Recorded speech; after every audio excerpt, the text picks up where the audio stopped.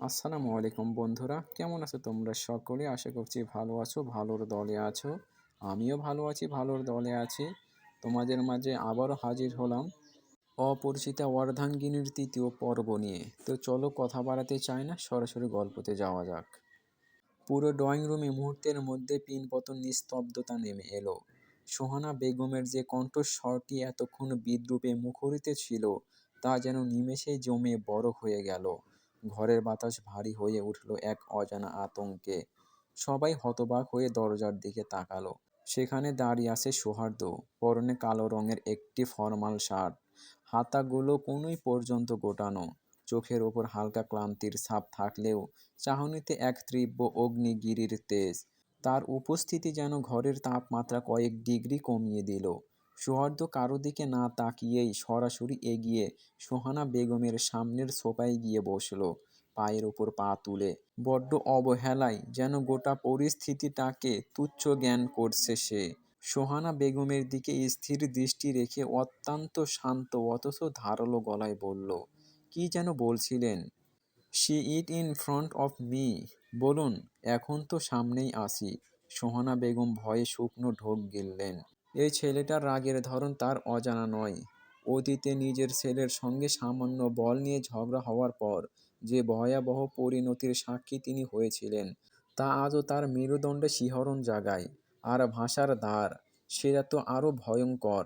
তিনি ভয়ে কুঁকড়ে গিয়ে তোতলামির করে বললেন, "না না তো বাবা, আমি কি বলবো? তুমি বোধহয় ভুল শুনছো।" সৌহার্দ্য ভ্রু কুঁচকে থাকলো কিছুক্ষণ, তারপর চল শক্ত করে বজ্রের মতো গর্জে ওঠা কণ্ঠে বলল, "what are you trying to see that I can't hear properly?" মহিলা ভয়ে কাঁপছেন, অসহায় চোখে এদিক ওদিক তাকাচ্ছেন, যদি কেউ তার হয়ে একটা শব্দ উচ্চারণ করে। কিন্তু সবাই পাথরের মূর্তির মতো নির্বাক। আরবান ঠোঁট টিপে মুচকি হাসছে। সে ভালোভাবেই চেনে তার এই খালাটাকে। আজ ঠিক সময়ে সৌহার্দ্য না এলে হয়তো তারা প্রতিবাদ করত। যেখানে সৌহার্দ্য আছে সেখানে অন্য কারো কিছু বলার প্রয়োজনই পড়ে না। এদিকে হৃদি সুযোগ বুঝে ঘোমটা টেনে কোনো মতে ঘর থেকে সরে যেতে চাইল, কিন্তু তার আগেই সৌহার্দ্যের ঘর কাঁপানো গম্ভীর ধমক আছড়ে পড়ল তার পিঠের ওপর। "ইউ ঘোমটাওয়ালি Mrs half battery, don't you dare move from there." কথাটা শেষ করেই সৌহার্দ্য কোনো কিছুর তোয়াক্কা না করে হৃদের হাত ধরে হ্যাঁচকা টানে তাকে নিজের কোলে বসিয়ে নিল। শক্ত করে জড়িয়ে ধরল তার কোমর। সোহানা বেগমের দিকে বিরক্তি দৃষ্টিতে তাকিয়ে সে গম্ভীর গলায় বলল, "কি যেন বলছিলেন? ফিরে তাকান না। এই তো আপনার সামনেই কোলে তুলে নিলাম। এর থেকে বেশি কিছু করাটা এখানে অসম্ভব।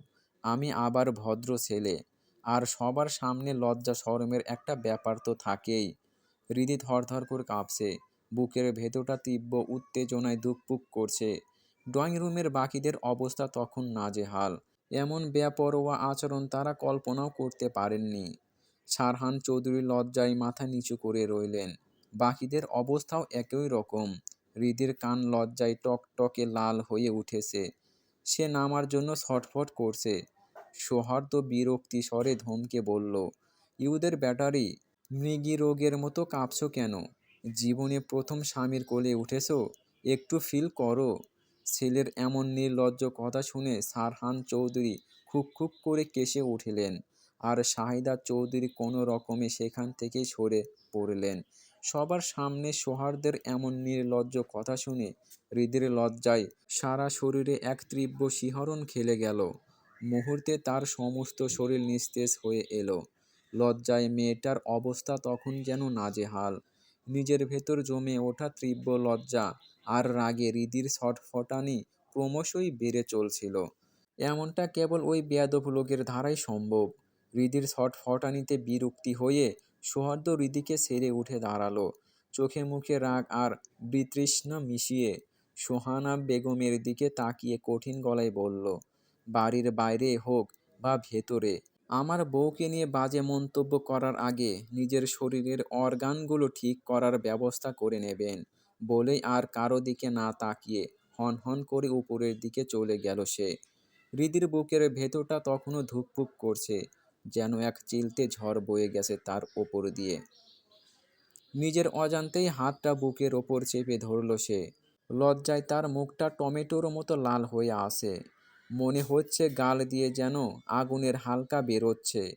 সৌহার্দ্যের সেই আকস্মিক স্পর্শে রেশ এখনও তার শরীরের প্রতিটি কোণে লেপ্টে আসে, শিহরণ জাগিয়ে দিচ্ছে বারবার। তার কেবলই মনে হচ্ছে সৌহার্দ্য কি তবে তার মুখটা দেখে ফেলেছিল? যদিও ঘোমটাটা টানানো ছিল, তবুও ভয় আর লাশ মিলেমিশে একাকার তার অনুভূতি। ওর ভাবনার মাঝেই রিবা এসে হৃদির পিঠে এক চিমটি কেটে দুষ্টু হেসে বলল, উফ, আমার ভাইয়াটা তো দেখছি আস্ত রোমান্টিক। যেভাবে হুট করে কোলে তুলে নিল, ইস, সিনেমার দৃশ্যকেও হার মানাবে। রিবার কথার রেশ কাটতে না কাটতেই সাথী এসে যোগ দিল। হৃদির হাতটা ধরে দুষ্টুমির হাসি হেসে বলল, বাহ, ড্রয়িং রুমেই যদি এই অবস্থা হয় তবে বেডরুমে গিয়ে না জানি কি হবে। বলেই সে হৃদিকে একটা চোখ টিপে দিল সে। ওদের এমন খোসা মারা কথায় হৃদির কান দিয়ে যেন ধোঁয়া বের হতে শুরু করলো। লজ্জায় সে কোথায় লুকাবে ভেবে পাচ্ছে না। মনে মনে সৌহার্দ্যকে উদ্দেশ্য করে বেশ খানিকটা গালমন্দ করলো সে। কি বেয়াদব আর নির্লজ্জ লোক! আমাকে এমন লজ্জায় ফেলে দিয়ে নির্বিকারভাবে চলে গেল, যেন কিছুই হয়নি। দুপুরে ভারী খাওয়ার ফলে রাতে আর কেউই তেমন কিছু খেলো না। শুধু হৃদি ওর শাশুড়ির ডায়াবেটিসের কথা মাথায় রেখে দুটো রুটি তৈরি করে দিল। রান্নার পাট চুকিয়ে আমেনা খালাকে দিয়ে সে সব গুছিয়ে রাখলো। এরপর হৃদি আমেনা খালাকে পাঠালো সৌহার্দ্যের কাছে, জানতে ও কিছু খাবে কিনা। কিন্তু আমেনা খালা ফিরে এসে যখন জানালো, সৌহার্দ্য কোনো উত্তর না দিয়ে উল্টো তাচ্ছিল্যের সুরে বলেছে, ওইদের ব্যাটারিকে পাঠান। হৃদির মনের ভেতর রাগের এক দহন শুরু হলো। অভিমানে, ক্ষোভে হৃদি তখন মনে মনে সৌহার্দ্যকে অকথ্য ভাষায় গালিগালাজ করে কোনো মতে বিছানায় গা এলিয়ে দিল। ঘুম না এলেও কোনো রকম রাতটা পার করে দিল। প্রতিদিনের চেয়ে আজ একটু ভোরেই ঘুম ভেঙেছে হৃদির।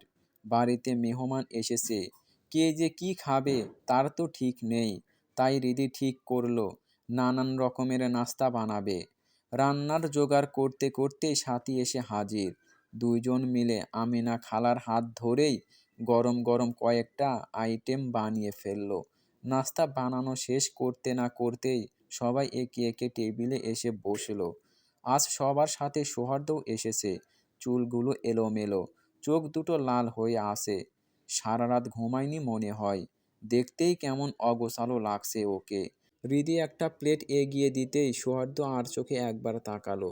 হৃদির মাথায় পাতলা ঘোমটা, প্রতিদিনের মতো 10 হাত ঘোমটা না, তবুও মুখটা ঠিক মতো বোঝা যাচ্ছে না। সেটাই বোধহয় ওর পছন্দ হলো না। বিরক্তিতে নাক মুখ কুঁচকে নিল। অন্যদিকে সারহান চৌধুরীর ঘুমটা আজ বেশ ভালো, চোখে মুখে খুশির ঝিলিক। ছেলের দিকে তাকিয়ে তৃপ্তি হাসি হেসে বললেন, তোমার ওপর আমার বিশ্বাস ছিল। আমি জানতাম একদিন তুমি ওকে মেনে নেবে। আজ আমি ভীষণ খুশি তোমার ওপর। সৌহার্দ্য বাবার কথা খুব মন দিয়ে শুনল। তারপর ধীরে সুস্থে এক লোকমা খাবার মুখে দিয়ে চিবোতে চিবোতে শান্ত গলায় বলল, আমি ওটাকে মেনে নিয়েছি। তোমাকে কে বলল? কথাটা শুনে সারহান চৌধুরী একদম বোকা বনে গেলেন। কাল সবার সামনে বউকে নিয়ে যা কাণ্ড করলো দেখে তিনি ভেবেছিলেন সব ঠিক হয়ে গেছে। ছেলের কথাই রাগে ওনার গা কাঁপছে। বাকিরা অবশ্য এইসবে অভ্যস্ত। ওরা জানে, শহরদের মনের কথা বোঝে। আর আকাশ ফুঁড়ে মাটিতে ঢোকা একই কথা। রাগের চোয়াল শক্ত করে সারহান চৌধুরী বললেন, তাহলে কাল সবার সামনে ওই অসভ্যের মতো মেয়েটাকে কোলে তুলে নিলে কেন? সৌহার্দ্য ভ্রু কুঁচকে বাবার দিকে তাকালো। কয়েক সেকেন্ড চুপ করে থেকে তারপর খুব নরম ভদ্র গলায় জবাব দিল, ওকে ডান, সবার আড়ালে কোলে তুলে নেব। Are you happy? ছেলের কথা শুনে সারহান চৌধুরী স্তব্ধ। মুখে কিছু বলার ভাষা নেই। তিনি জানেন ওনার ছেলের মুখের দ্বার, কিন্তু এতটা নির্লজ্জ কথা বলবে সেটা ভাবতেও পারেননি। রাগে লজ্জায় দাঁতে দাঁত চেপে বিড়বিড় করে বললেন, অসভ্য ছেলে। ওইদিকে সারহান খাবার মুখে দিচ্ছিল। ভাইয়ের মুখে এমন কথা শুনে খাবার আটকে গেল গলায়। কাশতে কাশতে অবস্থা খারাপ। সাথী দৌড়ে পানি এগিয়ে দিয়ে পিঠে মালিশ করে দিল। হৃদির তখন ইচ্ছে করছে মাটিটা দুই ভাগে ভাগ হয়ে যাক, সে এক ছুটে তার ভেতরে ঢুকে পড়ুক। এত বেহায়া নির্লজ্জ পুরুষ মানুষ সে জীবনে দেখেননি। লজ্জায় অপমানে গাল দুটো আগুন হয়ে গেছে ওর। সেখানে এক মুহূর্তেও দাঁড়াতে পারল না। কাঁপা কাঁপা পায়ে কোনো মতে রান্নাঘরের দিকে পালিয়ে গেল। এই মানুষটার সামনে থাকলে আল্লাহ জানে আবার কি শুনতে হয়। হৃদি চলে যেতেই সৌহার্দ্য চেয়ার ছেড়ে উঠে দাঁড়ালো। টিস্যু দিয়ে মুখটা মুছতে মুছতে একবার রান্নাঘরের দিকে তাকালো। সাথীর দিকে তাকিয়ে গম্ভীর গলায় বলল, ভাবি, এক কাপ কফি পাঠিয়ে দেন। কথাটা বলেই আর এক মুহূর্ত দাঁড়ালো না। কারো দিকে না তাকিয়ে ভারী পায়ে সিঁড়ি বেয়ে উপরে উঠে নিজের ঘরের দিকে চলে গেল। লজ্জায় হৃদির মুখটা টকটকে লাল। রান্নাঘরের এক কোণে মাথা নিচু করে দাঁড়িয়ে আছে সে। সাথী এক কাপ ধোঁয়া ওঠা কফি বানিয়ে ঠোঁটে দুষ্টু হাসি ঝুলিয়ে হৃদির সামনে ধরল। তারপর চোখ টিপে বলল, যান ম্যাডাম, আপনার বর অপেক্ষা করছে, কফি পাঠাতে বলল। সাথীর খোসা খেয়ে হৃদি লজ্জা পেলেও সেটা গিলে ফেলল। মুখ বাঁকিয়ে বলল, আমি পারবো না ভাবি, তোমার ওই অসভ্য দেবরের জন্য আমি কফি নিয়ে যাব না। আমিনা খালাকে পাঠাও। আমিনা খালা কথাটা শুনেই মুখটা কালো করে ফেললেন। প্রতিবাদের সুরে বললেন, আমি বাবু নিতে পারবো না। তোমার জামাই মুখটারই এমন বানাইয়া রাখে যেন হের হাগা কষা হয়েছে, আমার ডর লাগে। আমিনা খালার কথা শুনে হৃদি হাসিটা কোনো মতে চেপে রাখল, কিন্তু সাথী আর পারল না। হো হো করে হেসে উঠল। ওদের হাসি দেখে আমিনা খালা এবার একটু আফসোস করে বললেন, এমন সুন্দর একটা পোলা, মুখটা সারাদিন কালো কইরা রাখেন কেন আল্লাহ জানে। একটুখানি হাসলে না জানি কত সুন্দর লাগতো। বলতে বলতেই নিজের মনেই মাথা নাড়তে লাগলেন উনি। শেষমেশ উপায় না পেয়ে হৃদি কাঁপা কাঁপা বুক নিয়েই সোহার্দের ঘরের দরজা পর্যন্ত গেল। হাতে ধরা কফির কাপটা থরথর করে কাঁপছে, ছলকে পড়ে যাবে যেন। দরজার ওপারে পা রাখার সাহসটুকুও মরছে বারবার। বুকের ভেতরটা যেন হাতুড়ি পেটাচ্ছে। ধূপ দাপ ধূপ, মনে হচ্ছে হৃৎপিণ্ডটা এখনই বুক ফেটে বেরিয়ে আসবে। নিঃশ্বাস নিতে পারছে না। কাঁপা ভাবনার মাঝেই হঠাৎ ভেসে এলো সোহার্দের গম্ভীর কঠোর কণ্ঠস্বর। শব্দগুলো দরজা ভেদ করে সোজা বুকের ভেতর গিয়ে বিঁধল। I want you in this room now. কথাগুলো বাতাসের ভেতর দিয়ে তীরের মতো এসে হৃদির কানের পর্দায় লাগতেই বুকের ভেতরটা হঠাৎ খালি হয়ে গেল। শির দ্বারা বেয়ে বরফ ঠান্ডা একটা স্রোত নেমে গেল ধীরে ধীরে। ভেতরে যাওয়া মানেই তো নিজের পায়ে হেঁটে বাঘের খাঁচার দরজাটা নিজ হাতে বন্ধ করে দেওয়া। গলা শুকিয়ে একদম কাঠ, জিভটা তালুর সাথে লেগে আসে। তবু হৃদি নিজেকে সামলালো। কাপা আঙ্গুলে আলতো করে দরজায় টোকা দিল একবার। টক টক শব্দটা ঘরের ভারী নিস্তব্ধতায় ধাক্কা খেয়ে ফিরে এলো। ভেতর থেকে কোনো সাড়া এলো না, শুধু নিস্তব্ধতা। গাঢ় চাপা দম বন্ধ করা নিস্তব্ধতা। হৃদি একটা শ্বাস নিল, তারপর ধীরে প্রায় শব্দহীনভাবে দরজাটা ঠেলে ভিতরে পা রাখল। ঘরটা অস্বাভাবিক রকমের বিশাল। মেঝের দামি কার্পেটের, দেয়াল জুড়ে হালকা ধূসর রং। জানালার ভারী পর্দাটা অর্ধেক খোলা। বাইরের সকালের ঝকঝকে রোদ চিরে চিরে ঢুকে পড়ছে ঘরের ভেতর। আর ঠিক বিছানায় সাদা চাদরের ওপর সোনালি রেখা এঁকে দিয়েছে। সৌহার্দ্য বিছানায় হেলান দিয়ে বসে আছে, পরনে কালো শার্ট, ওপরে দুটো বোতাম খোলা, হাতে ল্যাপটপ। নীলচে আলো তার ধারালো চোয়াল, গম্ভীর চোখ মুখটাকে আরও অচেনা, আরও বিপজ্জনক করে তুলেছে। হৃদি দরজা ঠেলতেই সে একবার চোখ তুলে তাকালো, শুধু একবার। তারপর নিঃশব্দে ল্যাপটপটা পাশে সরিয়ে রাখলো, কিন্তু চোখ সরালো না। সেই স্থির গভীর পড়ে ফেলার মতো চোখ হৃদির ওপরই আটকে রইল। হৃদি সাহস করে চোখ তুলতে পারছে না। মেঝের দামি কার্পেটের জটিল নকশার দিকে তাকিয়ে আসে এক দৃষ্টিতে। বুকের ভেতর হৃৎপিণ্ডটা ড্রাম ড্রাম করে লাফাচ্ছে, পা দুটো থরথর করে কাঁপছে। মনে হচ্ছে এই বুঝি মেঝের ওপর হাঁটু মুড়ে বসে পড়বে। দাঁড়িয়ে থাকার শক্তিটুকুও যেন নিঃশেষ হয়ে আসছে। কোনো রকমে কাঁপা কাঁপা হাতে টে থেকে কফির কাপটা নামিয়ে ড্রয়ারের ওপর রাখল সে।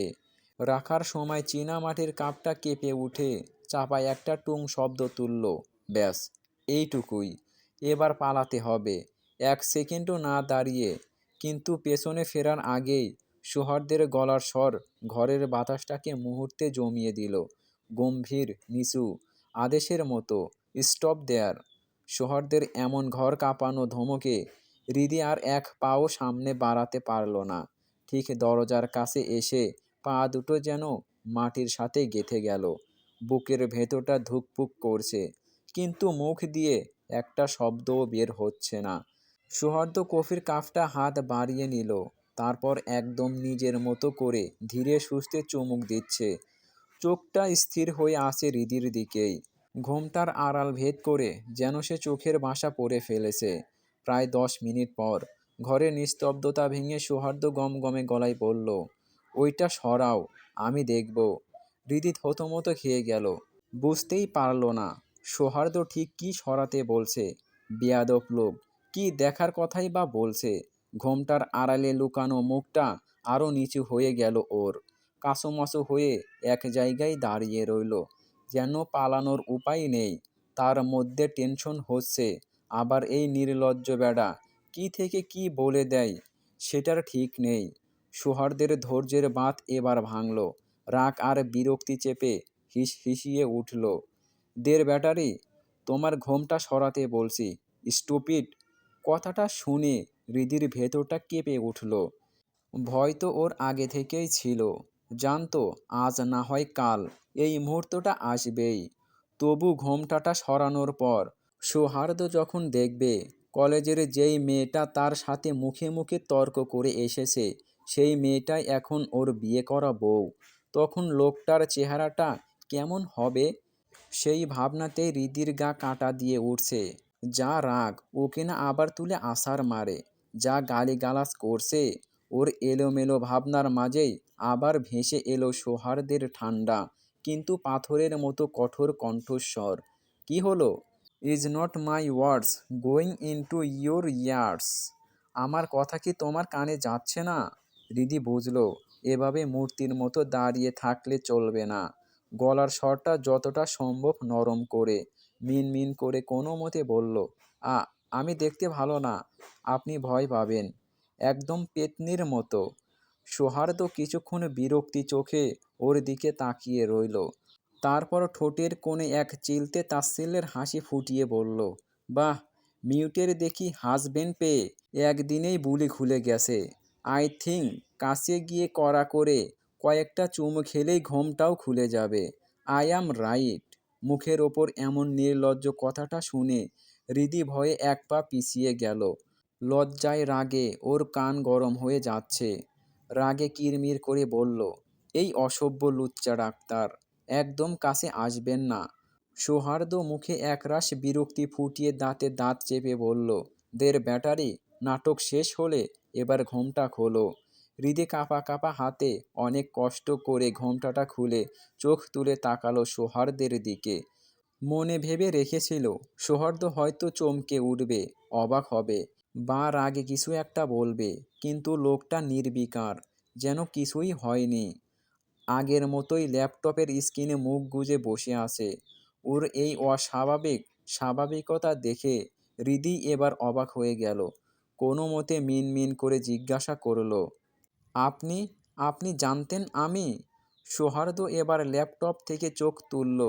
কিছুক্ষণ এক দৃষ্টিতে হৃদির মুখের দিকে তাকিয়ে রইল, তারপর খুব ধীরে অথচ ঠান্ডা গলায় বলল, স্টুপিড, তোমার কি মনে হয় ডাক্তার সৌহার্দ্য চৌধুরী এতটা বোকা? তার একমাত্র বউ তার নাকের ডগা দিয়ে ঘুরে বেড়াবে আর সে টের পাবে না? কথাটা বলেই আবার নিজের কাজে মন দিল, যেন কথাটা বলা ওর জন্য নিতান্তই তুচ্ছ ব্যাপার। হৃদি অপলক তাকিয়ে রইল সৌহার্দ্যের মুখের দিকে। বোঝার চেষ্টা করল লোকটা রেগে আছে নাকি স্বাভাবিক আছে, কিন্তু সৌহার্দ্যের পাথরের মতো মুখ দেখে কিছুই আন্দাজ করা যায় না।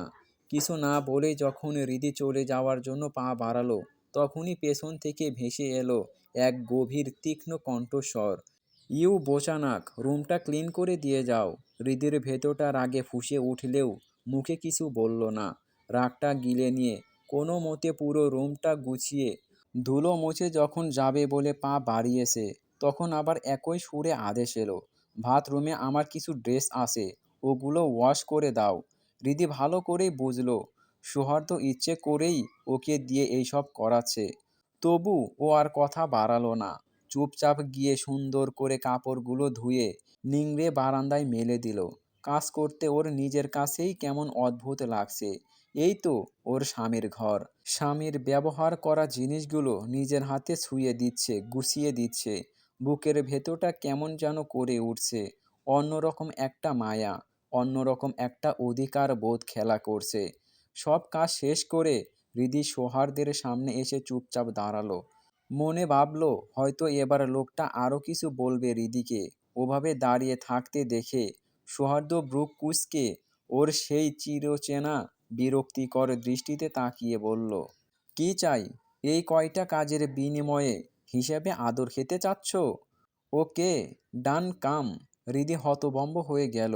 সে কি আদর চাইতে এসেছে নাকি? ও তো ভেবেছিল সৌহার্দ্য হয়তো আরও কিছু বলবে বা কাজের প্রশংসা করবে। রাগে কিরমির করে বলে উঠল, ছি, অসভ্য লোক! আপনার মুখে কিছু আটকায় না?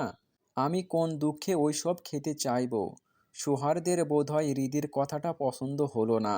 নাক মুখ কুঁচকে তাকিয়ে বলল, তাহলে ওইভাবে হাঁ করে দাঁড়িয়ে না থেকে বিদায় হও, স্টুপিড। হৃদি রাগে গজগজ করতে করতে চলে যাচ্ছিল। দরজার কাছে যেতেই পেছন থেকে সৌহার্দ্য খুব ভদ্রভাবে ডেকে উঠল, এক্সকিউজ মি। ওইটা দুঃখে না, সুখে খাই। যদিও আমি এইসব ব্যাপারে খুব একটা এক্সপার্ট না। তুমি চাইলে দুজন মিলে কিছু রিসার্চ করতে পারি। কি বলো, করবে? কলারটা ঠিক করতে কথাগুলো এমন ভঙ্গিতে বলল যেন খুব দরকারি, বৈজ্ঞানিক আলোচনা করছে। হৃদি রাগে ক্ষোভে লজ্জায় একদম ফেটে পড়ল। সৌহার্দ্যের এমন নির্লজ্জ কথায় লজ্জায় ওর কান দিয়ে ধোঁয়া বের হচ্ছে।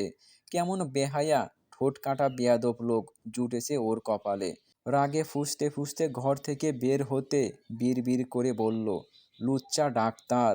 সৌহার্দ্য ওর যাওয়ার দিকে ভ্রু গুটিয়ে কিছুক্ষণ তাকিয়ে থেকে ফিসফিস করে বলল, স্টুপিড। ফ্ল্যাশব্যাক। ক্লাসরুমে সৌহার্দ্য হৃদিকে চিনতে পারেনি। চিনবেই বা কিভাবে? 5 বছর বয়সে কয়েকবার দেখায় একটা বাচ্চা মেয়ের মুখ মনে রাখা যায় না। আর না বিয়ের পর তাদের মধ্যে কখনো কথা বা দেখা হয়েছে। সেদিন কলেজের পর বাড়িতে যখন আবার দেখা হলো, হৃদির অদ্ভুতভাবে ঘোমটা দেওয়া, কথা না বলা দেখে ওর কেমন যেন সন্দেহ হয়েছিল। তবু পাত্তা দেয়নি। নিজের কাজ, নিজের জগৎ নিয়েই ছিল ব্যস্ত। কিন্তু বাড়ি ফেরার পর থেকে অদ্ভুত একটা অস্থিরতা। বউ আছে, অথচ নেই। বউটাকে মনেই খুঁজছিল ও। ইগো বাধা দিল। কাউকে জিজ্ঞেস করতে পারলো না। নিজেকেই নিজে বোঝালো, মেয়েটা বাচ্চা, বয়সই বা কত? বিয়ের কথা ভুলে গেছে হয়তো, বা লজ্জায় সামনে আসছে না। পরে যখন কলেজ গেটে হৃদির সাথে ধাক্কা, বুকের ভেতরটা কেঁপে উঠল হঠাৎ মনের অজান্তে। তখন নিজের ওপরেই রেগে গেল সৌহার্দ্য। ঘরে বউ রেখে অন্য মেয়ের জন্য এমন অনুভূতি, এটা তো কোনো চরিত্রবান পুরুষের কাজ না। নিজেকে ধিক্কার দিয়ে আর ওই বিষয় নিয়ে ভাবল না। কিন্তু নিয়তি যেন ছাড়ছিল না। ফুচকার দোকানের সামনে আবার হৃদি। ফুচকা খাচ্ছে আপন মনে। মনের অজান্তেই কেয়ারটা বেরিয়ে এলো। কিন্তু হৃদির মুখে তর্ক শুনে বিরক্তি হয়ে চেম্বারের দিকে চলে গেল। ঠিক তখনই সুজনের ফোন। পাঠানো ফাইলটা ভুল ছিল। ফাইলটা জরুরি, ওই মুহূর্তেই লাগবে। সৌহার্দ্য তাড়াহুড়ো করে বাড়ি ফিরল ফাইলের জন্য। গাড়ি গেটের সামনে আসতেই চোখ আটকে গেল। কলেজের সেই নাক বচা মেয়েটা হৃদি ওর বাড়িতে ঢুকছে।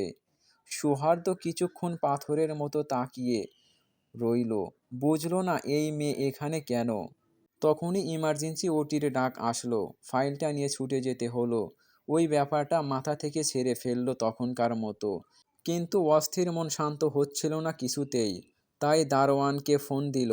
গলা শক্ত করে বলল, বাড়ির ভেতর বাইরে সব সিসিটিভি ফুটেজ এখনই পাঠাও, আর্জেন্ট। ফুটেজ পাঠানোর সাথে সাথে ল্যাপটপ খুলে ফুটেজ চালু করলো। তারপর আধ ঘন্টা একটা পলকও ফেলেননি। হতবাক হয়ে তাকিয়েছিল শুধু। দেড় ব্যাটারে মেয়েটা ওকে নাকে দড়ি দিয়ে কিভাবে ঘুরিয়েছে, ও টেরই পায়নি। তারপর মনে মনে সিদ্ধান্ত নিল সেও দেখবে। এদের ব্যাটারি কতদিন তার সাথে নাটক চালিয়ে যেতে পারে। সকাল থেকেই বাড়িটা কেমন অদ্ভুত নিস্তব্ধতায় ডুবে আছে। মেহমানরা সবাই একে একে বিদায় নিয়েছে। রায়দা শেখও গ্রামে ফিরে গেছেন, সাথে করে নিয়ে গেছেন রিবাকে, কারণ সামনেই ওনার দেবরের মেয়ের বিয়ে। সৌহার্দ্য সেই সকালেই বেরিয়েছে। আরবান জানিয়ে দিয়েছে ভাইয়ের আজ বড় একটা ওটি আছে, ফিরতে হয়তো রাত হবে। সাথী তার বাচ্চা দুটোকে নিয়ে নিজের রুমে ব্যস্ত। চারপাশের এই শূন্যতায় হৃদির যেন দম বন্ধ হয়ে আসছে, সময় যেন কাটছেই না। হৃদি ধীরে পায়ে এগিয়ে গেল শাহেদা চৌধুরীর ঘরের দিকে। তিনি বিছানায় হেলান দিয়ে বই পড়ছিলেন। হৃদি নিঃশব্দে ঘরে ঢুকে তাকে জড়িয়ে ধরে আদুরে গলায় বলল, আম্মু, কিছু খাবেন? আমি বানিয়ে আনি। শাহিদা চৌধুরী বই থেকে চোখ সরিয়ে হৃদিকে আলতো করে সরিয়ে কপালে একটা চুমু খেলেন। মৃদু স্বরে জিজ্ঞাসা করলেন, বাবু কি ফিরেছে? হৃদি ওনার হাত থেকে বইটা নিয়ে পাশে রেখে তার কোলে মাথা গুজে দিল। দীর্ঘ শ্বাস ফেলে বলল, না আম্মু, ওনার ফিরতে অনেক রাত হবে। ভাইয়া বলল একটা বড় সার্জারি আছে। শাহিদা চৌধুরী হৃদির মাথায় স্নেহের পরশ বুলিয়ে দিতে দিতে বললেন, সব ঠিক হয়ে যাবে রে। আমি আমার ছেলেকে চিনি। ওর চোখের কোণে তোর জন্য লুকিয়ে থাকা ভালোবাসা আমার চোখ এড়াতে পারেননি। মায়ের চোখ ফাঁকি দেওয়া অত সহজ নয়। হৃদি চুপ করে রইল। সৌহার্দ্যের গত কালকের আচরণে মনের ভেতর যে দোলাচল, তাতে ভালোবাসা কিনা অবহেলা, হৃদির কাছে সেটা বুঝে ওঠার দায়। তবে মনে মনে সে এক অটল সিদ্ধান্ত নিয়েছে, নিজেকে ছোট করবে না। কেউ যদি তাকে মনে প্রাণে না চায়, তবে সে জোর করে কোনো সম্পর্কের দাবিদার হয়ে থাকতে রাজি নয়। শাহিদা চৌধুরী হৃদির মাথায় হাত বুলিয়ে পরম আদরে বললেন, চল তো, তোর চুলে একটু তেল দিয়ে দেই। চুলগুলো কেমন উস্কো খুস্কো হয়ে আছে। হৃদি হেসে সম্মতি জানালো, তাহলে ছাদে চলুন না আম্মু। খোলা আকাশের নিচে বসে থাকলে ভালো লাগবে। শাহিদা চৌধুরী রাজি হলেন। ছাদে তার এমনিতেই যাওয়া হয় না অনেক দিন। বউ শাশুড়ি গল্প শেষে হৃদি ছাদ থেকে নেমে বিকেলের নাস্তা গুছিয়ে নিল। আমিনা খালাকে রাতের রান্নার প্রয়োজনীয় মশলাপাতি বুঝিয়ে দিয়ে যেই সে ড্রয়িং রুমের দিকে পা বাড়িয়েছে, দেখল আদৌ পরিচিত এক ভদ্র মহিলা সোফায় বসে আছেন। হৃদি অবাক হয়ে কাছে যেতেই ভদ্র মহিলা তাকে জড়িয়ে ধরে কান্নায় ভেঙে পড়লেন। হৃদির বুঝতে অসুবিধা হলো না, ইনি তার ফুপু আরিফা খান। অডিও ভিডিও কলে কথা হলেও মুখোমুখি দেখা হয়নি অনেক দিন। আকরাম খান মারা যাওয়ার পর ভিসা জটিলতায় তিনি দেশে আসতে পারেননি। তবে সারহান চৌধুরীর মাধ্যমে অনেক চেষ্টা করেছিলেন হৃদিকে আমেরিকায় নিয়ে যেতে। কিন্তু শাহেদা চৌধুরীর দৃঢ় জেদ, সৌহার্দ্য দেশে ফিরে হৃদিকে মেনে না নিলে তিনি নিজ হাতে হৃদিকে তাদের হাতে তুলে দেবেন। তাতে আরিফা খান পেরে ওঠেননি। আরিফা খান হৃদির মুখটা দুহাতে আগলে নিয়ে আদর মাখা চুমুতে ভরিয়ে দিলেন। আমার চাঁদটা ফুপুর ওপর খুব অভিমান করে আসে, তাই না? হৃদি মৃদু হেসে মাথা নেড়ে বলল, না ফুপুমণি, এতটুকুও অভিমান নেই। আমি জানি তুমি কোন সমস্যায় ছিলে। ঠিক তখনই পেছন থেকে একটা পরিচিত কণ্ঠস্বর ভেসে এলো, ফুফুর আদর নেওয়া হচ্ছে, অথচ আমাকে ভুলে যাওয়া হলো। হৃদির ফুফাতো ভাই শাহান রাগ করার ভান করে দাঁড়িয়ে আসে। হৃদি হেসে এগিয়ে গিয়ে তাকে জড়িয়ে ধরল। শাহান তার চেয়ে বছর দুয়েকের ছোট। প্রায় ভিডিও কলে কথা হয়। আরিফা খানের দুই ছেলে, বড় ছেলে শাহাবীর শিকদার আমেরিকায় সফল ব্যবসায়ী, আর ছোট শাহান শিকদার পড়াশোনায় ব্যস্ত। হৃদি এদিক ওদিক তাকিয়ে দুষ্টুমি ছলে জিজ্ঞাসা করল, তোমার ওই পেঁচামুখো বড় ছেলে আসেনি? হৃদির সাথে সাহাবীরের সম্পর্ক তেমন ভালো না। ওদের মাঝে কথা হয়নি কখনো। ছোটবেলায় যখন দেশে আসতো, দেখতো পেঁচার মতো মুখ বানিয়ে একপাশে বসে থাকতো। আরিফা খান একটু হেসে বলল, না রে, ওর নাকি এখন সময় নেই, কাজের চাপ বেশি। সবাই যখন আলাপচারিতায় ব্যস্ত, তখন সারহান চৌধুরী আর শাহেদা চৌধুরী এসে যোগ দিলেন। হাসি মুখে কৌশল বিনিময় করলেন। হৃদি সবাইকে নাস্তা দিয়ে হাসি মুখে সারহানের পাশে বসল। ঠিক তখনই সদর দরজায় দিয়ে প্রবেশ করল সৌহার্দ্য। তার দৃষ্টি ঘরের কোণে সোফায় বসা হৃদির ওপর স্থির হলো। ব্রু কুঁচকে কিছুক্ষণ হৃদির দিকে তাকিয়ে থেকে সিঁড়ি দিয়ে উপরে উঠে যাওয়ার সময় ভারী গম্ভীর গলায় নির্দেশ দিয়ে বলল, ইউদের battery, come to my room. কথাটা বলে কারো দিকে না তাকিয়েই তিনি সোজা নিজের রুমের দিকে চলে গেল। এমনভাবে গেল, নিচে এত মানুষ যেন তার চোখে লাগলো না। সারহান চৌধুরী তো আশ্চর্য বনে ছেলের যাওয়ার দিকে তাকিয়ে রইল। আরিফা খান সোজা হয়ে বসে আছেন, কিন্তু তার চোয়াল শক্ত। সোহার্দের ব্যবহারে তিনি প্রচণ্ড অস্বস্তিতে আছেন। ওনার নিজের বড় ছেলেটাও কম কথা বলে, গম্ভীর স্বভাবের, কিন্তু বড়দের সামনে কখনো এমন উদ্ধত্ত দেখায়নি। অন্তত ন্যূনতম আদব কায়দাটুকু তার জানা আছে।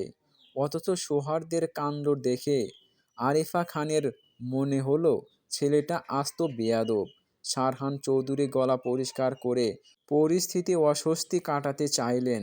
আরিফা খানের দিকে তাকিয়ে মৃদু হেসে বললেন, আরিফা বোন, তুমি কিছু মনে করো না। সৌহার্দ্য আসলে খুব একটা কথা বলে না তো, তাই এমন মনে হচ্ছে। আরিফা খান এক চিলতে কৃত্রিম হাসি টেনে বললেন, না ভাইজান, সমস্যা নেই। সৌহার্দ্য হয়তো আমাদের চিনতে পারেননি। কত ছোটবেলায় শেষ দেখা হয়েছিল, আমি কিছু মনে করিনি। ওদিকে হৃদি কিছুটা বিব্রত। সাহান তার কোনোই দিয়ে হৃদিকে আলতো করে খোঁচা দিয়ে হিসিয়ে বলল, ওটা তোর জামাই না? তোকে ওভাবে দের ব্যাটারি বলল কেন? সাদা বিলাইটা। হৃদি রাগে গজগজ করে সাহানের পিঠে একটা চাপড় মারল। বাজে নামে ডাকবি না একদম ওনাকে, বলে সে দ্রুত একটা কফি বানিয়ে নিয়ে সৌহার্দের রুমের দিকে পা বাড়ালো। সৌহার্দ্য সোফায় দুই পা ছড়িয়ে গা এলিয়ে বসে আছে, চোখ বন্ধ। পরনের কালো টি শার্ট, উপরের দিকের দুটো বোতাম খোলা। সামনে টেবিল জুড়ে ফাইলপত্র এলোমেলো হয়ে ছড়িয়ে আছে। হৃদি কফির মগটা এগিয়ে দিয়ে খুব নিচু স্বরে ডেকে বলল, আপনার কফি। সৌহার্দ্য চোখ মেলে তাকালো।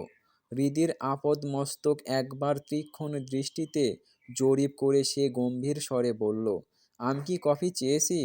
হৃদি থমকে গেল। সৌহার্দ্যের কণ্ঠস্বরের কঠোরতা যেন বাতাসের তাপমাত্রা কমিয়ে দিয়েছে। সে আমতা আমতা করে বলল, না মানে, বাইরে থেকে এলেন তাই ভাবলাম হয়তো খাবেন। সৌহার্দ্য এবার কোনো উত্তর দিল না।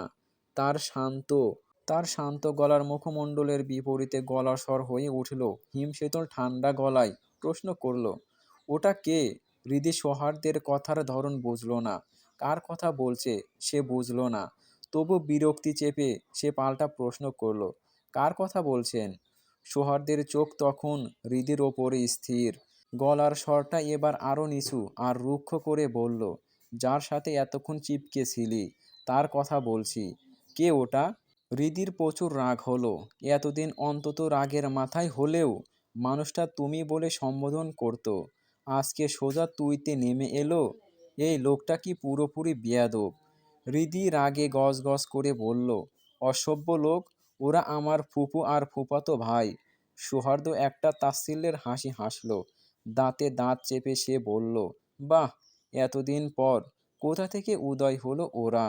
যখন 15 বছরে এক নাবালিকাকে একজন প্রাপ্তবয়স্ক ছেলে যখন বাধ্য হয়ে বিয়ে করতে হলো, তখন তোমার ওই ফুপু কোথায় ছিল? সৌহার্দ্যের কথাগুলো যেন তীরের মতো হৃদির বুকের ভেতর বিঁধে গেল। সৌহার্দ্যের প্রতিটি শব্দ মিশে থাকা আক্ষেপগুলো হৃদিকে জানান দিল, এই বিয়েটা তার কাছে এখনো কেবলই একটা বোঝা। হৃদির বুকের ভেতরটা কেমন হাহাকার করে উঠল। যে মানুষটাকে সেই নাবালিকা বয়স থেকে সে না দেখেই ভালোবেসে এসেছে, তার মুখে বিয়েটা নিয়ে সব সময় বিয়েটা না মানা, আক্ষেপ করা কেন যেন হৃদি মেনে নিতে পারল না। হৃদি নিজের মনের অসহায়ত্বের ওপর নিজেই হাসল। চোখ বন্ধ করে ভাঙা গলায় বলল, এখন না হয় সেটা শুধরে নিন। আপনি চাইলে আমাকে ডিভোর্স দিতে পারেন, আমার কোনো আপত্তি নেই। সৌহার্দ্য হৃদির মুখে ডিভোর্স শব্দটা শুনে খুব শান্ত দৃষ্টিতে একবার তাকালো। তারপর ধীরে অথচ ভারী গলায় প্রশ্ন করল, ডিভোর্স চাচ্ছ? হৃদির কণ্ঠে কোনো শব্দ নেই। সে নিচে তাকিয়ে আসে, যেন দম আটকে আসে তার। সৌহার্দ্য কিছুক্ষণ নিস্তব্ধ থেকে হৃদির প্রতিক্রিয়ার দিকে তাকিয়ে রইল। তারপর ভীষণ গম্ভীর স্বরে কেবল বলল, okay, you will get it on time. সৌহার্দ্যের কণ্ঠে কোনো বাড়তি সুর নেই, নেই কোনো সংশয়। আছে কেবল এক জমাট বাঁধা বরফ শীতল নিশ্চয়তা। হৃদির মনে হলো ওর বুকের ভেতরটা কেউ যেন ধারালো কোনো ছুরি দিয়ে নিপুণ দক্ষতায় চিরে দিল। যে মুক্তির আশায় সে নিজের এই শব্দটা উচ্চারণ করেছিল, আজ সেই শব্দগুলোই তার গলায় কাটা হয়ে বিঁধছে। অবরুদ্ধ এক দীর্ঘশ্বাস কোনো মতে বুকের ভেতর চেপে রেখে হৃদি তীক্ষ্ণ স্বরে বলল, ঠিক আছে, ঠিক আছে। কথাটা কান পর্যন্ত পৌঁছাতেই সৌহার্দ্যের চোয়াল শক্ত হয়ে উঠল। মুহূর্তের ব্যবধানেই সে নিয়ন্ত্রণ হারালো তার ধৈর্যের। রাগে উন্মত্ত হয়ে টেবিলের ওপর রাখা ফুলদানিটি সে আছড়ে মারল দেয়ালের গায়ে। কাঁচ ভাঙা তীব্র শব্দে ঘরটা কেঁপে উঠল। ভয়ে হৃদি এক পা পিছিয়ে গেল, কিন্তু তার দৃষ্টি আটকে থাকল সৌহার্দ্যের ওপর। সৌহার্দ্যের মুখমণ্ডল রাগে আর অপমানে লালচে হয়ে উঠেছে। জ্বলন্ত চোখজোড়া থেকে যেন আগুনের ফুলকি ঠিকরে বেরোচ্ছে। হৃদির দিকে তাকিয়ে বজ্র কঠিন স্বরে গর্জে উঠে বলল, get out from my room. এখনই বেরিয়ে যাও আমার চোখের সামনে থেকে। আবারও যদি তোমাকে আমার সামনে দেখি, তবে ফল তোমার জন্য মোটেও ভালো হবে না। কথাটা বলেই উত্তপ্ত অগ্নিগিরির মতো দ্রুত পায়ে সে নিজের ঘর থেকে বেরিয়ে গেল। পেছনে পড়ে রইল ভাঙা কাচের টুকরো আর একরাশ দম বন্ধ করা স্তব্ধতা। আমাদের এখানে সকাল থেকেই অনেক বৃষ্টি, তাই ভয়েস দিতে অনেক কষ্ট হচ্ছে। আর আপনাদের কাছে আমার একটাই রিকোয়েস্ট, যারা আমার চ্যানেলে নতুন তারা অবশ্যই আমার চ্যানেলটিকে সাবস্ক্রাইব করে রাখবেন। এতক্ষণ ভয়ে স্তম্ভির হয়ে থাকা হৃদির ভেতরে এখন তীব্র অভিমানে আর রাগে টগবগ করে ফুটছে। সে মনে মনে বিড়বিড় করে বলল, তোর মতো অসভ্য ডাক্তারের সামনে পড়ার ইচ্ছাও আমার নাই। বেয়াদব লোক, যাতে মাতাল তালে ঠিক। নিজে বলছে তাতে সমস্যা নাই, আমি বলাতে জ্বলে যাচ্ছে। নিজের ওপর রাগ আর বিরক্তিতে গুমড়ে না থেকে সে দ্রুত রুমটা পরিষ্কার করে নিচে নেমে গেল। সাথী বাচ্চাদের নিয়ে আজ ডাক্তারের কাছে গিয়েছে। এদিকে ফুপুদের তো আর অভুক্ত রাখা যায় না। আরিফা খান যদিও চলে যেতে চেয়েছিলেন, কিন্তু হৃদির অশেষ অনুরোধে ডিনার শেষ করে তিনি ডিনার টাইম পর্যন্ত রয়ে গেল। রিমা চৌধুরী অবশ্য আজ সকালে বোনের সাথে তার বাড়িতে গিয়েছেন। দিন দুয়েকের আগে ফেরার সম্ভাবনা নেই। রাতে ডিনার শেষে হৃদির ফুফুরা বিদায় নিল। ঘর জুড়ে নেমে এলো এক নিস্তব্ধতা। হৃদি ড্রয়িং রুমে একা বসে আছে। আরবান ফোন নিয়েছে। সৌহার্দ্যের হাসপাতালে একটা বড় ঝামেলা চলছে। কোনো এক নার্সের ভুল ইনজেকশনের কারণে এক রোগীর অবস্থা সংকটাপন্ন, যা সামলাতে হিমশিম খাচ্ছে সৌহার্দ্য। কখন ফিরবে তার কোনো ঠিক নেই। ঘড়ির কাঁটা প্রায় 7টা ছুঁই ছুঁই। ক্লান্ত শরীর নিয়ে হৃদি আর বসে থাকতে পারল না। ঘুমাতে যাওয়ার আগে আমিনা খালাকে কড়া করে বলে দিয়ে গেল, সৌহার্দ্য ফিরলেই যেন তাকে ডেকে তোলা হয়। মানুষটা এত ধকল সামলে ফেরার পর যদি না খেয়ে ঘুমিয়ে পড়ে, এই চিন্তায় ঠিকভাবে ঘুমটাও হলো না। হৃদির আজ সকালটা শুরু হয়েছে একরাশ অস্বস্তি নিয়ে। আরবান গতকাল রাতে হাসপাতালের যে ঝামেলাগুলোর কথা বলেছিল, তা শোনার পর থেকেই মনের ভেতর এক অজানা ভয় বাসা বেঁধেছে। নাস্তার টেবিলে সবাই উপস্থিত। হৃদি খুব যত্নর সাথে সবাইকে খাবার পরিবেশন করছে। সাথী পাশে বসে দুই বাচ্চার জ্বর নিয়ে হিমশিম খাচ্ছে। গতকাল রাত থেকেই মেয়ে দুটোর শরীর বেশ গরম। সবার মধ্যে এক ধরনের চাপা উদ্বেগ কাজ করছিল। ঠিক সেই মুহূর্তে সদর দরজা ঠেলে ভেতরে এলো সৌহার্দ্য, তার সাথে সুজন। সৌহার্দ্যের অবয়ব দেখে ঘরের বাতাস যেন মুহূর্তের জন্য থমকে গেল।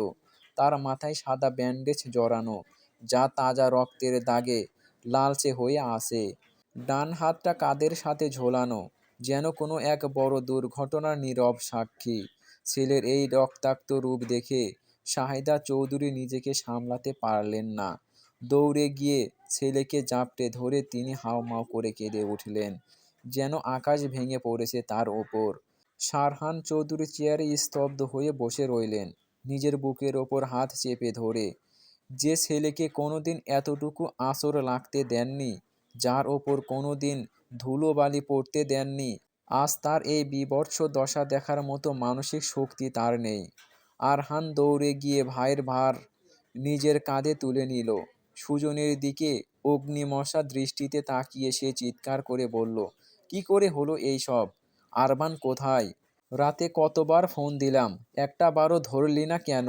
এত বড় একটা ঘটনা আমাকে জানানোর প্রয়োজন মনে করলি না? সুজন দীর্ঘ শ্বাস ফেলে শান্ত স্বরে বলল, ভাইয়া শান্ত হও, আরমান ওষুধের খোঁজে গেছে। এত সকালে এই এলাকায় খোলা ফার্মেসি পাওয়া কঠিন, তাই আমার এক বন্ধুর ফার্মেসিতে ওকে পাঠিয়েছি। সারহান চৌধুরী আরহান বা সুজনের দিকে তাকানোর মতো পরিস্থিতিতে ছিলেন না। তিনি কাঁপা কণ্ঠে বললেন, এইসব প্রশ্নের উত্তর পরে পাওয়া যাবে, আগে ওকে উপরে নিয়ে যা। দেখছিস না, ছেলেটা সোজা হয়ে দাঁড়াতেও পারছে না। সৌহার্দের হুঁশ প্রায় নেই বলেই চলে। শরীরের ভারসাম্য রাখতে পারছে না, বারবার একদিকে হেলে যাচ্ছে। তার চোখ দুটো যেন কোনো এক অতল গহ্বরে হারিয়ে যাচ্ছে। তন্দ্রাচ্ছন্ন সেই চোখের পাতাগুলো বারবার বুজে আসছে। হৃদি স্তব্ধ হয়ে দাঁড়িয়ে রইল। তার কণ্ঠনালীতে যেন এক দলা হিমশীতল শূন্যতা দলা পাকিয়ে আটকে আসে। সমস্ত ভাষা, সমস্ত আবেগ এক নিমেষেই বিলীন হয়ে গেছে। শরীরটা ধীরে ধীরে পাথরের মতো ঠান্ডা হয়ে আসছে তার। মনের গহীনে এক তীব্র আর্তনাদ। ছুটে গিয়ে লোকটাকে বুকের ভেতর জাপটে ধরার প্রবল এক বাসনা দানা বাঁধছে। কিন্তু সেই অধিকার, সেই লোকটাই তো সেই আকাশচুম্বী দূরত্ব তৈরি করে রেখেছে, যে সীমানা ডাঙ্গানোর অনুমতি তার নেই। হৃদির এই নীরবতাকে চিরে সুজনের কণ্ঠ ভেসে এলো, কিছুটা ব্যস্ততা আর অনেকখানি নির্লিপ্ততায়। ঋদু বোন, ফার্স্ট ইয়ার বক্সটা আর একটু গরম পানি নিয়ে আসো তো। সৌহার্দের ব্যান্ডেজটা বদলাতে হবে। কথাগুলো শেষ করেই সুজন আর আরহান সৌহার্দকে নিয়ে তার ঘরে গেল। সুজনের ডাকে হৃদির ঘোরটা ভাঙল। সে দ্রুত পায়ে রান্নাঘরের দিকে ছুটল, যেন বাস্তবতা দিয়ে সে নিজের ভেতরের এই হাহাকারটুকু ঢেকে ফেলতে চাইছে। গরম পানি আর প্রয়োজনীয় সরঞ্জাম নিয়ে যখন সে ঘরের দরজায় পৌঁছালো, তখন ঘরের ভেতর এক অদ্ভুত পরিস্থিতি। ব্যান্ডেজ খোলার সুবিধার্থে আরহান সৌহার্দকে নিজের বুকের সাথে জড়িয়ে ধরে বসাতে গেল। আসন্নতায় ঘোর কাটিয়ে সৌহার্দ্য নিজেকে ছাড়ানোর চেষ্টা করতে করতে অস্ফুট স্বরে বিড়বিড় করে উঠল, তুই আমাকে কেন জড়িয়ে ধরেছিস? Where is my wife? Let me go. সৌহার্দ্যের এই আকস্মিক দাবিতে আরহান খানিকটা থমকে গেল। বিরক্তি আর অস্বস্তিতে সে কড়া গলায় বলল, অসভ্য, থাম একটু। এমনি তো বউকে মানিস না, এখন বউ বউ করে কি করবি বউ দিয়ে? সৌহার্দ্য যেন সেই কথার মানেই বুঝতে পারল না। আসন্ন অবস্থাতেই আবার বলে উঠল, তুই যা করছিস। আরহানের গলায় যেন দলা পাকানো অস্বস্তি। সে শুকনো কাশিতে নিজেকে সামলানোর ভান করল। ছোট্ট ভাইয়ের মুখে এমন কথা অস্বস্তিতে ফেলল বেচারাকে। এই বেয়াদবের সাথে এখন কথা বলা মানে নিজের ইজ্জতের ফালুদা করা। সুজন অসহ্য বিরক্তিতে নাক মুখ কুঁচকে ফিসফিস করে বলল, শালা, বউ বলে শিকারই করে না, অথচ অ্যাক্সিডেন্টের পর থেকে বউ বউ করে মুখের ফেনা তুলে ফেলেছে। কি যে জ্বালান জ্বালিয়েছে আমাকে আর আরবানকে। কথাগুলো বলতে বলতেই সুজন ব্যান্ডেজ খোলার কাজে মন দিল। ঘরের দরজায় দাঁড়িয়ে সবটা শুনে হৃদির লজ্জা যেন আর ধরছিল না। গাল দুটো লাল হয়ে উঠল তার। মানুষটা এমন বেহায়া যে এই শারীরিক অবস্থাতেও এমন অসভ্য কথা কিভাবে বলতে পারে। সে লজ্জা আপ্রাণ চেপে কোনো মতে পানি আর ফার্স্ট এড বক্সটা সুজনের দিকে বাড়িয়ে দিল। সুজন পেশাদার হাতে মাথার ব্যান্ডেজটা ঠিকঠাক করে একটা ঘুমের ইঞ্জেকশন পুশ করে দিল সৌহার্দ্যকে। এরপর পরম যত্নে তাকে বালিশের ওপর এলিয়ে দিল, যাতে ক্ষতের ওপর কোনো চাপ না লাগে। হৃদির দিকে তাকিয়ে শান্ত গলায় বলল, হৃদু, কোনো সমস্যা হলে আমাকে বা আরবানকে ফোন দিও। ইঞ্জেকশনের প্রভাবে ও কয়েক ঘন্টা টানা ঘুমাবে, তাই চিন্তার কিছু নেই। ঘুম ভাঙলে হয়তো ও নিজের চাহিদার কথা নিজেই বলতে পারবে। তবে খেয়াল রাখিও, জ্বর আসতে পারে। আরবান আসলে ওষুধগুলোর নিয়ম বুঝে নিও। কথাগুলো বলে আরহানকে নিয়ে সুজন বেরিয়ে গেল ঘর থেকে। হৃদি অপলক তাকিয়ে রইল অবচেতন সৌহার্দের সেই নিথর চেহারার দিকে। সুজন আর আরহান ঘর থেকে বেরিয়ে যেতেই শাহিদা চৌধুরী ভারী পায়ে এগিয়ে এলেন ছেলের শিউরে। অপলক তাকিয়ে রইলেন প্রিয় সন্তানের ফ্যাকাশের মুখটার দিকে। সারহান চৌধুরীও পাশে এসে দাঁড়ালেন, কিন্তু ছেলের এই বিধ্বস্ত রূপ দেখে তিনি বেশিক্ষণ স্থির থাকতে পারলেন না। হৃদির দিকে তাকিয়ে আলতো করে তাকে দেখার দায়িত্ব নিয়ে তিনি বেরিয়ে গেলেন। তার ছলছল চোখ দুটো তখন যেন বহু কষ্টের আড়ালে থাকা এক সমুদ্রের অশ্রু আটকে রাখার ব্যর্থ চেষ্টা করছিল। হৃদয় আর স্থির থাকতে পারল না। দ্রুত এগিয়ে গিয়ে শাহিদা চৌধুরীকে দুহাতে জড়িয়ে ধরল সে। গলার কান্নার রেশ নিয়ে মিনমিন করে বলল, আম্মু প্লিজ এভাবে কাঁদবেন না। আপনি অসুস্থ হয়ে পড়বেন, উনি ঠিক সুস্থ হয়ে উঠবে। আমি ওনার পাশে আছি। আপনি বরং ঘরে গিয়ে একটু বিশ্রাম নেন, আমি ওনাকে দেখছি। ছেলের মাথায় আর কপালে শেষবার আদরে হাত বুলিয়ে শাহিদা চৌধুরী চোখের পানি মুছে ধীরে পায়ে ঘর থেকে বেরিয়ে গেলেন। সবাই চলে যেতেই চারপাশটা নিস্তব্ধ হয়ে এলো। হৃদি ধীরে ধীরে এগিয়ে গিয়ে সোহার্দের মাথার কাছে বসল। এতক্ষণ সবার সামনে নিজেকে সামনে রাখলেও এখন আর বাদ মানল না তার চোখের জল। গাল বেয়ে গড়িয়ে পড়া সেই উষ্ণ জলবিন্দুগুলো টুপ করে ঝরে পড়ল বিছানার চাদরে। বুকের ভেতরটা তীব্র অভিমানে আর যন্ত্রণায় পুড়ে যাচ্ছে হৃদির। অবচেতন সৌহার্দের শান্ত মুখে দিকে তাকিয়ে হৃদির মনে পড়ে গেল সেই নিষ্ঠুর মুহূর্তগুলো। মানুষটা কত সহজে ডিভোর্স দিতে রাজি হয়ে গিয়েছিল, অথচ এই মানুষটাকেই সে নিজের জীবনের চেয়েও বেশি ভালোবাসে। কতটা অবহেলা আর ঘৃণা জমে থাকলে মানুষ এতটা নির্দয় হতে পারে। রীতি একটা দীর্ঘ শ্বাস ফেলল। আলতো হাতে সৌহার্দের কপালে ছড়িয়ে থাকা এলোমেলো চুলগুলো গুছিয়ে দিতে শুরু করলো সে। জীবনে প্রথমবার সৌহার্দের এত কাছে আসার সুযোগ পেল হৃদি। অথচ সেই ভাগ্যটা এলো এমন এক দুঃসময়ে, যখন সেই মানুষটিই হুঁশহীন। সকাল গড়িয়ে বিকেল নামলো। বাড়ির বাকি সবাইকে দুপুরের খাবার খাইয়ে সব কাজ গুছিয়ে হৃদি যখন সৌহার্দের রুমে ফিরল, তখন চারপাশটা অদ্ভুত নিস্তব্ধতায় জড়ানো। ঘরে গিয়ে দেখল সৌহার্দ ঠিক একইভাবে শুয়ে আছে, কোনো নড়াচড়া নেই। বিকেলের মালন আলোয় তার নিথর মুখটা দেখে হৃদির বুকের ভেতরটা স্যাঁত করে উঠল। ভয়ে হাত পা ঠান্ডা হয়ে এলো তার। কোনো অশুভ আশঙ্কায় হৃদি দ্রুত শয্যার পাশে গিয়ে বসল। কাঁপা কাঁপা হাতে সৌহার্দের বুকের ওপর মাথা রাখল সে। হৃৎস্পন্দনের শব্দ শোনার আশায়। ধুকপুক আওয়াজটা শোনা যাচ্ছে ঠিকই, কিন্তু দীর্ঘ শ্বাসগুলো বড্ড বেশি তীক্ষ্ণ মনে হচ্ছে। নিজেকে আর সামলাতে না পেরে কাঁপতে থাকা আঙ্গুলে ফোনটা তুলে আরবানকে কল করল হৃদি। ওপাশ থেকে রিসিভ হতেই উদ্বেগে গলা ধরে এলো তার।